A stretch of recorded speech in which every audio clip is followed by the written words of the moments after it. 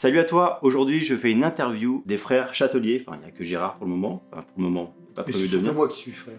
C'est toi qui es le c'est toi qui es le frère, il n'y a pas de l'inverse, ça marche pas dans votre ok. Si. Et donc du coup je vais vous le présenter, hein, c'est un luthier, Un guitarier, exactement, oui. un guitarier. Oui, le mot luthier est employé, bien sûr, pour les fabricants de C'est un peu guitares. trop généraliste quoi, c'est peut-être. Mais Ouais. disons que les luthiers, c'est vraiment les fabricants de violons, en fait. Alors j'ai préparé un petit texte, j'ai pas tout dans la tête donc je vais te le dire. Oui. Ça te va? Donc, les frères Châtelier, reconnus internationalement par des musiciens professionnels pour leur guitare de haute qualité. Ils m'ont fait l'honneur de visiter leur atelier, hein, c'était l'année dernière du coup, où chaque recoin regorge de trésors à l'état brut. Enfin, c'était vraiment passionnant, je vous mets des petits inserts le long de la vidéo parce que j'avais fait des petites vidéos. Ils m'ont animé de leur passion pour chaque matériau sélectionné avec soin pour composer leur guitare. Hein, ça c'était vraiment cool.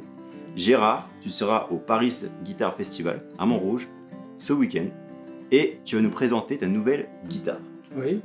Et avant de parler de ta nouvelle guitare qui est là, alors il y en a amené deux, tu nous expliqueras. Moi je voudrais savoir un peu ce que sont les guitares Châtelier. Alors, les guitares Châtelier, en fait, c'est le fruit d'une passion assez ancienne, puisque nous avons commencé à fabriquer... Enfin, notre première guitare, elle date de 1975. Voilà. Donc, ce qui J'étais ne pas né. me rajeunit pas. Ouais. Mais c'est né avec l'idée qui venait des États-Unis à l'époque, qui était le goût pour le homemade. On disait qu'on pouvait faire n'importe quoi chez soi pourvu qu'on en ait la volonté, quoi. Mm. Mais ce qui se passait aussi à cette époque-là, c'est que les guitares de bonne qualité, dont on rêvait, étaient absolument inaccessibles pour des étudiants sans argent. D'accord. Donc on s'est mis à en fabriquer. J'ai vu un peu quelques-unes de tes interviews ou quoi, il y a une phrase que tu as dite, alors je vais pas dire n'importe quoi, Oui. j'ai fait mes notes, tu vois, j'ai fait un peu mon journaliste, Oui. alors que c'est pas du tout mon métier, hein. J'ai beaucoup aimé cette phrase. On tient quelque chose, il faut le partager. Oui, ça c'est mon frère qui disait ça. C'est-à-dire que arrivé sur le tard, parce qu'on a exercé une autre profession pendant toute notre carrière active, si j'ose dire, avant de nous installer comme luthier officiellement.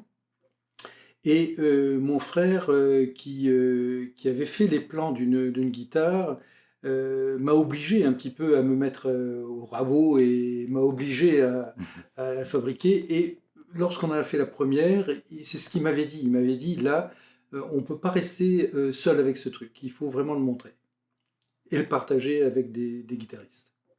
Et aujourd'hui, moi, ce que tu m'as fait comprendre, c'est que, bon, tu es reconnu internationalement, mais tu dis ça bien entendu dans toute modestie.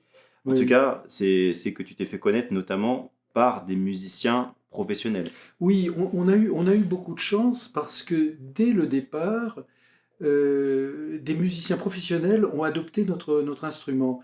Le premier, ça a été Michel Mallory, qui nous a acheté la troisième guitare qu'on avait faite de ce premier modèle A.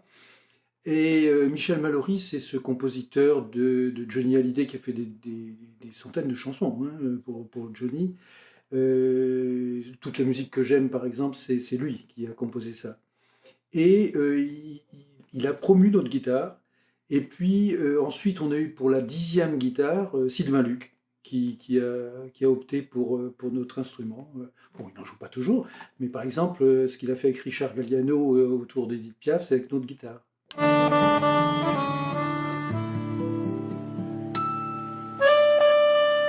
Donc, puis d'autres, beaucoup d'autres guitaristes.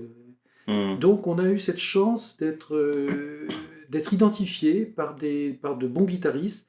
Et cette chance c'est décuplée parce que, dans le fond, les remarques et les critiques utiles qu'on a eues avec ces bons guitaristes nous ont fait encore progresser. Ouais. Parce que ce qui est difficile pour un guitarier, c'est, dans le fond, parce qu'on n'est pas des très bons musiciens, enfin mon frère mieux que moi, mais on a du mal à faire sonner nos propres instruments. Et oui. Par exemple, là, on vient de décliner un modèle classique, donc je dois avouer que je suis incapable de le faire sonner. Je sais avec ma propre échelle, mes propres références ce que ça donne, mais réellement, je ne suis pas capable. Donc en gros, tu es sur l'écoute de tes clients. Et en plus, tes Oui. clients, c'est des musiciens Voilà. qui ont des demandes un peu plus extrêmes que celui qui utilise la guitare et qui n'a même pas Alors, forcément l'oreille. ils sont très exigeants. Ouais. Très exigeants en matière de son, et ils sont très exigeants en matière de réglage, de fiabilité, de justesse, etc. Donc ça, c'est très intéressant. Mais il y a un truc que j'ai entendu, enfin, moi ça me passionne, c'est peut-être un peu bête, un peu fou, mais c'est que tu as accordé tes guitares. Alors, peut-être qu'il faut que tu nous expliques ça, mais ton corps de guitare est accordé en La, et on t'a fait la remarque. Alors, je crois que c'est un musicien qui t'a dit que ça crée des problèmes dans son jeu, et du coup tu as réaccordé tes guitares en Sol. Alors, tout le monde, hein, tous les guitariers un peu sérieux procèdent de cette manière-là. Hein. Les guitariers classiques aussi font ça. Par exemple, pour des guitares classiques, les guitares vont les corps sonores sans cordes, hein, à la percussion, vont du mi au sol. Mais ça veut dire quoi? C'est que, comme tu m'as montré tout à l'heure, c'est genre sans les cordes. Sans les cordes, tu fais sonner, la frappe, tu frappes et... La frappe du corps sonore, D'accord. à quelque niveau que ce soit, mais surtout au niveau du chevalet, donne une note. Ouais. Et cette note, c'est la note du volume du corps sonore. D'accord. Et cette note est très importante parce qu'elle va déterminer par la suite, sur la tessiture de l'instrument, ce qui est mis en valeur. Donc en gros, quand tu es accordé en La et que tu joues un La... On l'avait accordé en La, pensant que c'était une bonne référence. Le La, une bonne originalité. Le La, c'est quand même une référence en musique. Bon, encore qu'il a varié hein, au cours des siècles, puisqu'on est passé de 415 au XVIIIe siècle à 442 aujourd'hui. 442 42, l'orchestre joue en 442 aujourd'hui. Ah ouais, d'accord. Ouais. Et donc, Walter Lupi, qui est un musicien italien extraordinaire, et qui a une oreille incroyable, m'avait dit, bon, ta guitare est somptueuse, mais je suis très gêné parce que tous les La sur toute la tessiture sont au-dessus des autres. Et moi, ça, je l'avais pas vraiment entendu. Et donc, mais bon, j'avais pas cru ça au départ. Je lui avais dit, mais c'est parce que je t'ai dit que j'ai accordé mon corps en La, c'est subjectif, etc. Il est revenu le mois suivant avec son oscilloscope, et on a regardé, et effectivement, il y avait des pics sur tous les La. D'accord. Et donc, on a été conduit à changer l'accord de la guitare, et on est passé en Sol. Et pourquoi Sol? Sol, parce que Sol, c'est pas là, déjà. Oui, pourquoi pas Si, pourquoi pas Mi, pourquoi pas... Parce qu'on a quand même une marge qui est réduite. Hein, je te dis, on va du Fa dièse au La. D'accord. On peut, à l'extrême limite, si on fait des choses extrêmement légères, on pourrait aller jusqu'au Mi. Do, mais tu vas pas, quoi. C'est trop. Non. Ouais. Non, Mi. Voilà, donc... c'est un parti pris, après c'est l'expérience qui montre... Et comment tu fais pour ajuster ça? Ce sont les épaisseurs des bois et des barrages. D'accord. C'est-à-dire plus une guitare est lourde... On va en parler après, mais c'est quand même important. Enfin, en tout cas, moi, c'est ce qui me passionne dans ce que tu fais. Je suis allé dans ton atelier, je vais mettre encore une fois des captures écran. D'ailleurs, on a des petits bouts ici. Tu fais tout. Genre ça... Attends, je fais gaffe. Hein, oui, non, mais ça, c'est un manche. Ouais. C'est un futur manche de guitare Chatelier, quoi. Voilà. Voilà. Non, c'est pour dire. Donc, quand tu parles de faire l'épaisseur du bois, tu es en train de raboter ton bois pour accorder ta guitare, quoi. C'est ça. C'est pas... C'est-à-dire, on part du principe que, enfin, c'est comme ça physiquement, plus un bois est épais, plus il va sonner aigu. Ouais. Et donc, tu descends ta note en l'usinant. Plus il est épais, plus il sonne aigu. Oui. Ok. Et plus il est fin, il sonne grave, du coup. Oui.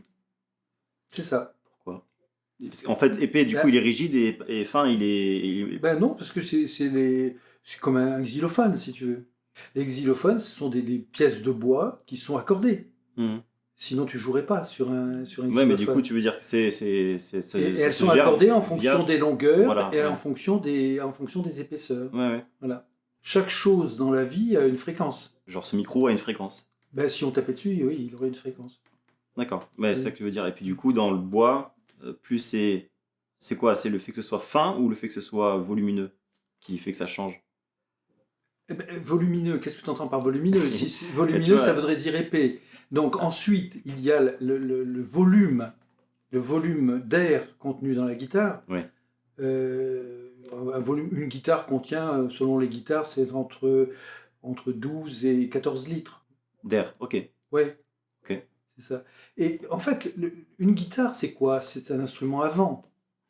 Ouais, tu m'avais dit ça, je trouve ça. Ouais. Et oui. C'est un instrument à vent. C'est-à-dire, c'est une pompe à air en réalité. Il y a une excitation qui est donnée par la corde. Cette excitation est transmise au chevalet. Le chevalet anime la table. Qu'est-ce que fait la table? Elle a plusieurs mouvements. Il y a des modes de déplacement de la table. La table à l'harmonique, tu parles. La table d'harmonie. Ok. Il y a des modes de déplacement qui sont nombreux, mais disons le principal est un mode haut-bas. C'est-à-dire elle monte et elle descend. Et en fait, ce déplacement déplace l'air qui est contenu à l'intérieur de la guitare, et cet air va percuter le fond. Le fond renvoie l'air qui ressort par la rose. Et c'est cet air-là, puisque le son, c'est de l'air en fait, c'est cet air-là qui part vers l'oreille de l'auditeur. Et si jamais on empêchait l'air de passer, les cordes feraient zéro bruit. Bah, ça ferait pas zéro bruit parce qu'il y aurait encore... une guitare électrique. Non, il y aurait de l'air encore déplacé par l'extérieur de la table. D'accord. La table elle-même, il n'y a pas que l'air qui sort de la guitare, il y a l'air aussi qui est déplacé par la table elle-même. Parce qu'elle vibre et... Ouais, et l'air est déplacé par la table. Ok. D'accord. Mais si tu mets ta main là, tu vas voir. Ouais. Tu sens le truc, ouais. Tu sens l'air? Ouais. Mais c'est de l'air, ouais, parce que tu as l'impression que c'est comme une petite onde de choc, tu vois. Non, oui, mais l'onde de choc, c'est quoi? C'est l'air. C'est de l'air. Alors après, il y a plusieurs modes de déplacement de la table, parce que le chevalet, donc, il fait ça, il fait un mouvement de va-et-vient comme ça, et aussi un mouvement de bascule comme ça. Ouais, bah ouais, voilà. Il vibre, quoi. Après, c'est... Et du coup, le fait que la guitare soit plus petite, parce qu'en plus, là, tu m'as dit que ce nouveau modèle était un modèle intermédiaire entre deux modèles que tu avais déjà. Oui, on avait deux modèles. On avait un premier modèle A qui était lui-même un intermédiaire entre ce qu'on appelle les dreadnoughts, ce sont les grosses guitares porte-avions, et les OM, les orchestra modèles, qui étaient donc entre les deux tailles. Et on avait aussi un modèle Parlor, un petit modèle Parlor de taille 1. Et mon frère m'a dit, il nous manque quelque chose à essayer, c'est encore un modèle encore intermédiaire entre tout ça. Et c'est un modèle, disons, pour comparer avec ce qu'on connaît d'habitude, c'est un modèle double haut, la taille à peu près. D'accord. Elle n'a pas la forme d'une guitare Martin ou américaine, parce qu'elle a une taille plus épaisse que ne l'aurait une double haut habituelle. Mais c'est la taille à peu près. Et aussi la forme, parce que tu parles de ça, donc je rebondis sur ce que je peux, il y a tellement de trucs... La forme, c'est une forme guitare Chatelier. Oui, c'est notre forme à nous. J'ai des images que j'afficherai sûrement de la presse que vous avez fabriquée pour votre guitare, c'est ça? Tu as fabriqué ta propre presse pour avoir ta propre forme. Oui, on est obligé, tout le monde le fait, ça. Hein. C'est-à-dire que évident. Ce que tu appelles presse, c'est la machine à ployer. Probablement. Oui. C'est pour faire ça. Voilà. Oui, c'est la machine à ployer. Donc, je monte ça, vite fait? Oui, si tu veux, oui. Je fais gaffe. Hein, non, tu peux y aller. À ce stade-là, c'est très très solide. Moi, tu sais. C'est après qu'il faut faire attention. Voilà. Donc là, vous imaginez le machin qui est tout plat. Oui. Hein, et puis, il y a la presse à ployer, dont je monte les images. Oui, si on peut appeler ça une presse, si tu veux. Enfin, c'est un peu un fer à ployer, plus exactement. Un fer à ployer. Oui. Ouais, c'est pas une presse, parce qu'en fait, ce que tu fais, je m'en souviens, tu chauffes avec de l'eau, d'humidité, et puis après, une fois que c'est bien pris un peu à cœur au bois, ça permet de plier. C'est ça. Le bois s'assouplit sous l'effet de la vapeur. Ouais. La vapeur. De la chaleur, oui. D'accord. Et puis en fait, là tu dis que tous les luthiers ont ça, mais il y a des luthiers qui achètent peut-être déjà leur truc tout fait, non? Non, ça c'est pas des luthiers. Il y a des gens qui fabriquent des guitares en kit qui sont très bien aussi. Et voilà. Oui, mais après c'est pas le même boulot, quoi. Ok, je le pose, parce que ça me stresse quand même un peu de... Il n'y a pas de problème. Sois rassuré, c'est très solide. Ça c'est quoi du coup? Ça c'est de l'érable. Ah, ça ce sont des filets, voilà. C'est le, C'est le le tour, style de... c'est le tour de la guitare. Voilà, ça Son- c'est la marque de fabrique. Bon, oui, enfin, Il faut le faire ça ou... Hein? Il faut le faire absolument ça? Oui, c'est Ouais, nécessaire. d'accord, ok.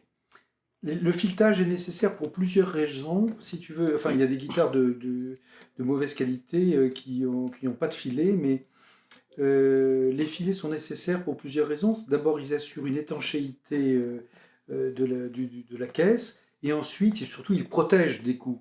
C'est-à-dire quand il y a un coup, il y a moins de risque de fracture sur le corps de l'instrument. D'accord. Ouais, là, on voit bien... Et là, tu as fait une petite marque de fabrique, quand même, c'est petit Oui, liseré. après on s'amuse, on fait des petites mosaïques, des petites choses comme ça. Voilà. Ouais. Mais ça, c'est la science des ânes. C'est que de la patience. Ouais. En tout cas, moi je trouve qu'elles sont magnifiques, ces guitares. Tu nous parles un peu de cette nouvelle version? Oui, donc comme je le disais, une taille double haut, avec donc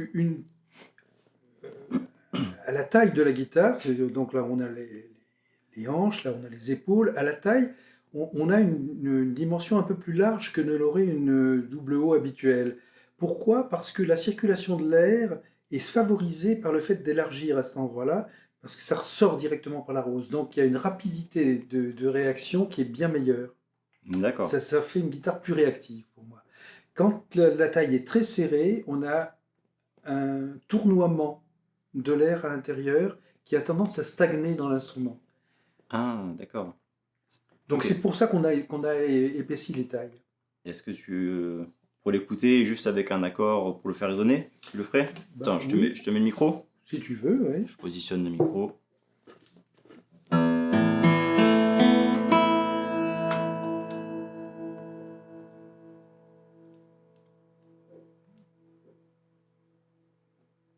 Il faut l'arrêter, sinon ça continue. Ah bah ouais, c'est long. Oui. Et en plus, on dit ça du coffre, donc elle est quand même, elle est présente, quoi, elle est plus petite. Oui, alors, donc, elle est donc, comme on voit, avec un sustain qui est très, très important. Et pour autant qu'elle soit petite, elle est tout de même puissante. Ouais. Et beaucoup de réserve. C'est-à-dire on s'ingénie à faire des guitares qui peuvent répondre à une très faible sollicitation, toujours un seul petit accord. Plus fort. Plus fort.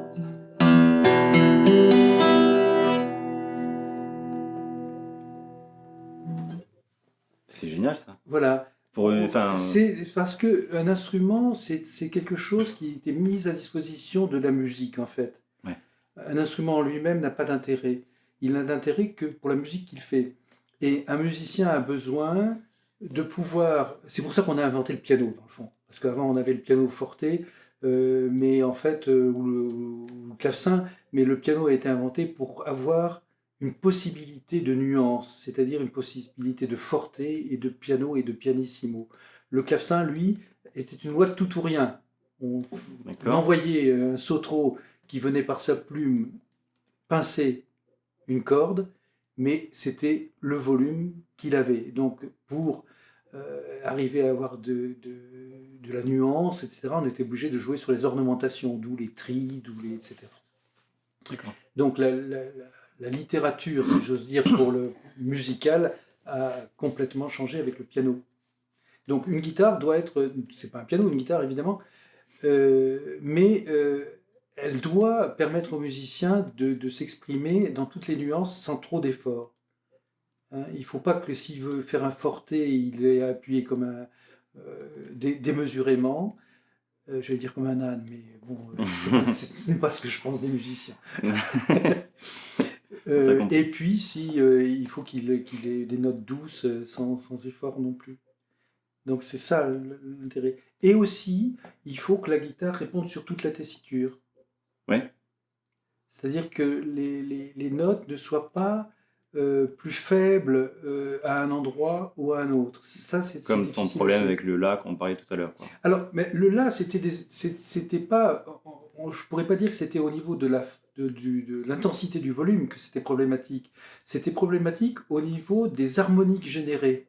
D'accord. C'est-à-dire il y avait des overtones sur le La qui étaient trop présentes. Donc on avait quelque chose qui était au plan de la texture du son, différent sur ces notes-là, et qui devenait gênante parce que c'était envahissant. C'était ça le problème. Donc le problème est résolu aujourd'hui, mais voilà, il fallait l'entendre, ça. Hein. Ouais. Mais c'est ça que c'est bien, c'est le fait que tu dises que tu ne peux pas faire sonner l'instrument comme les musiciens qui l'utilisent au quotidien. Non. Et que tu prends les retours, tu as de la chance d'avoir une clientèle qui te permet d'avoir ces retours-là, Oui, parce que oui. Ah, la clientèle de débutants qui utilisent la guitare, et même si elle est tordue, ils vont te dire elle sonne bien. Enfin, voilà, c'est-à-dire, il n'y a pas de, comment dire, on ne peut pas faire de hiérarchie dans les musiciens. Toutes les possibilités sont honorables, c'est pas ça. Mais quand on rentre c'est comme dans la cuisine. On peut manger des hamburgers qui sont délicieux dans certains endroits, mais c'est vrai que si on va chez Trois Gros, on va goûter d'autres choses, d'autres saveurs, etc. Donc c'est vrai qu'on peut pas penser à ça. Je pensais pas à ça. Je pensais surtout par rapport à moi, qui vis un peu les mêmes choses avec mon outil, qui vise qui est pour des gens qui peuvent en avoir besoin. Mais ce cas, c'est que j'ai des retours de gens très pointus, mais aussi des retours de gens qui ne sont pas du tout et qui font complètement confiance à ce que je fournis. D'accord. Et t'as aussi besoin d'avoir des gens qui te disent attends, il y a un problème là c'est pas comme ça qu'on devrait nommer la chose, tu vois. D'accord. Ce genre de retour. Oui, bien sûr. Et là c'est ce que je disais, moi je me considère comme guitariste de salon. Oui. Si jamais j'ai ta guitare demain, ce serait avec un grand plaisir si jamais tu me l'offrais. Non, mais il n'en est pas question. Ce que je veux dire, si j'avais demain, je l'utiliserai pas de façon intense comme le fait un musicien sur scène, etc. tous les soirs. Oui. Et qui peut avoir d'autres besoins, tu vois, que celui qui l'utilise. Enfin, ça, c'est un exemple, mais après, il y en a d'autres, comme les harmoniques et tout ça. Mais tout ça, c'est... Alors, toi, tu as eu cette chance d'avoir ces retours qui te permettent de faire un instrument professionnel. Enfin, bien adapté aux professionnels, en tout cas. C'est-à-dire que, oui, c'est adapté aux professionnels. C'est-à-dire, la chance, elle n'est pas tellement là. La chance, elle est dans le fait de pouvoir tirer le maximum. En fait, au départ, on part de bouts de bois, tu vois bien. Bon, ces bouts de bois, ils sont usés, ils sont limés, ils sont raboutés, etc. Mais après, on arrive à un concert. Ça, c'est ça. Et donc là, il y a de la musique qui se donne, et ce concert, c'est aussi un échange avec un public. Donc il y a une potentialisation si on part de l'arbre, je veux dire, il y a une potentialisation de la chose qui est tout à fait extraordinaire. Ouais. Ben, on va en parler dans une autre vidéo de ça, des bois. Je pense que c'est intéressant. Moi, ça m'intéresse de savoir un peu quel genre de bois, pourquoi, machin. Tu m'en as parlé déjà quand je t'ai vu il y a 1 an. On fera une vidéo sur ça, comme ça, moi, ça pourra donner aussi des clés pour ceux qui veulent acheter une guitare et ils savent pas quel bois prendre, parce que ça, c'est aussi un sujet. Notre vidéo. C'est un grand sujet. Ça, on va survoler, hein, on va pas faire une encyclopédie. Donc au niveau de tes guitares, qui sont disponibles donc ce week-end à Montrouge. Oui, on sera au salon de la Belle Guitare à Montrouge. Anciennement la Belle Guitare. Oui, c'est ça, oui, mais enfin. Moi, Belle Guitare, j'aime bien. Écoute, ça a été modernisé. Oui, c'est ça. Ok, tu seras là. Moi, j'y serai pas. J'ai pas le temps d'y aller à chaque fois. Je trouve pas le temps d'y aller à Montrouge. C'est un très bel endroit. C'est un très bel endroit, et surtout qui est pour le guitarier, pour le fabricant, c'est très intéressant parce que il y a des pièces isolées où les guitaristes peuvent se retirer et essayer en toute tranquillité une guitare dans de très bonnes conditions d'écoute. Alors ça, c'est exceptionnel, vraiment. Ok. Donc ça, si vous voulez venir essayer une guitare, effectivement, c'est à Montrouge qu'il faut venir. Pas que pour les nôtres sont les meilleurs, bien sûr, mais je plaisante. Non, mais là, vous aurez un choix extraordinaire. Il y a le haut du gratin de la lutherie, là. On va écouter ta guitare, enfin en fait une de tes guitares, pas vraiment celle-ci, le modèle A. Le modèle A, oui. Voilà, avec donc un ami à toi. Rémi Dalmasso, un jeune guitariste tout à fait émérité. Jeune talentueux, tout de suite.